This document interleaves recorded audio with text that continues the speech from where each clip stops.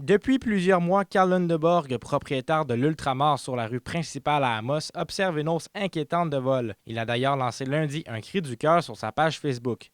1 an et demi, puis même depuis 6 mois, c'est rendu terrible comment on a des vols d'essence, puis des vols en dépanneur de boissons, puis de boissons alcoolisées, ces choses-là. C'est que, un moment donné, on a l'impression qu'on est laissé à nous-mêmes parce qu'on fait des appels quelquefois à la SQ.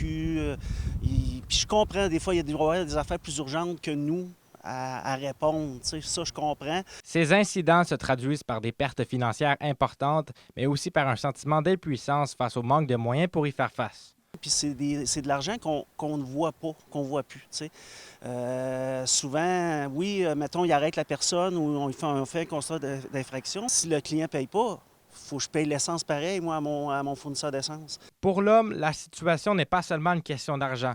Elle met aussi en danger ses employés, parfois très jeunes. On fait quoi? On va se battre avec le client? Il y a 14 ans, le petit bonhomme, là, je veux dire. Je comprends que des fois, eux autres aussi, les policiers sont peut-être débordés. Il demande que les lois soient resserrées et que les commerçants comme lui obtiennent davantage de soutien pour contrer ce type de criminalité. C'est une conscientisation. Ça va loin, là. C'est pas juste à Amos qu'on va régler ça, mais c'est peut-être que ça change des façons criminelles de peut-être dire on fait quoi, là, t'sais.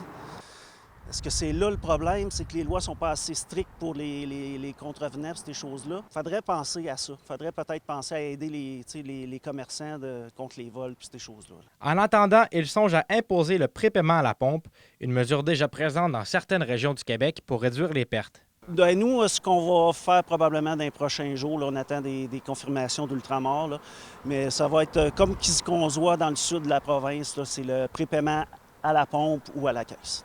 Mais pour nous, à un moment donné, c'est plus viable. Là. C'est rendu qu'on se fait voler 2, 3, 4, 5 fois par semaine. En attente de changement, Karl Lundeborg compte sur la compréhension de ses clients et espère que les vols cesseront pour protéger ses employés et son commerce. Zachary Desrosiers, RNC Nouvelles, Amos.